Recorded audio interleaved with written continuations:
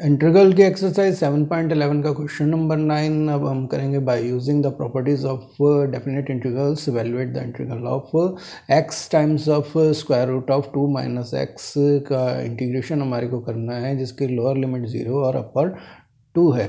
तो यहाँ पर हम इसको देख रहे हैं कि जैसे हमारे पास ये ऊपर जो अपर लिमिट है 2 है, तो इसका हमारे पास अंदर वाला जो स्क्वायर रूट के है वो है 2 माइनस एक्स।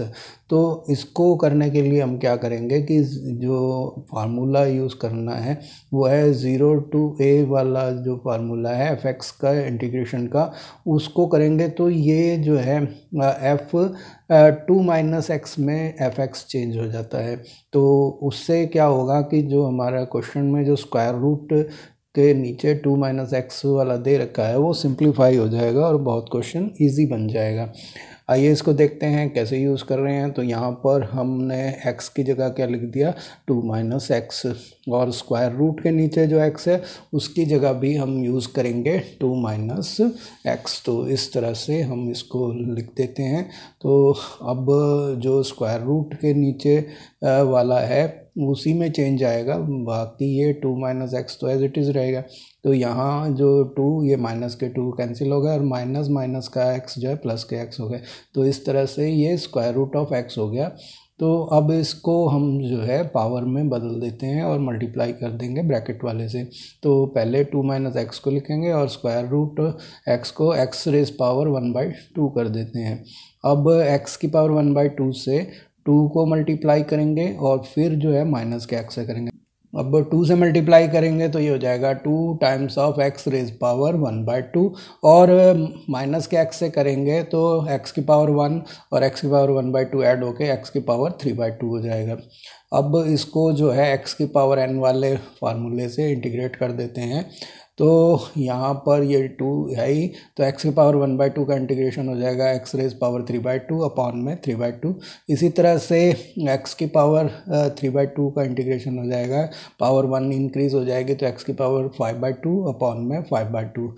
तो ये हमारे पास आ गया अपर और लोअर जो लिमिट है, इस तरह से हम लिख देते हैं। अब इसको सिंप्लीफाई कर लेंगे पहले ब्रैकेट के अंदर वाले को। तो जो नीचे डिनोमिनेटर में 3/2 है ये उल्टा होकर 2/3 हो जाएगा, क्योंकि डिवाइड को मल्टीप्लाई में बदल रहे हैं, और x की पावर 3/2 आ गई, और इधर 5/2 जो डिनोमिनेटर में वो 2/5 हो जाएगा और x की पावर 5/2 हो गई।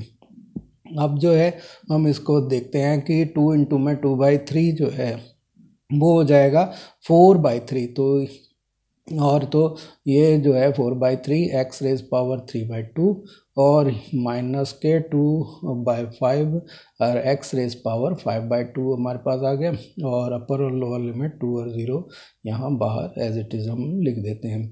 अब अपर लिमिट को लगाते हैं तो x की जगह पे 2 आ जाएगा। तो ये हो जाएगा 2 की पावर 3/2 है, तो एक तो 2 पूरा है और दूसरा 2 की पावर 1/2 है, तो 2√2 हो गया।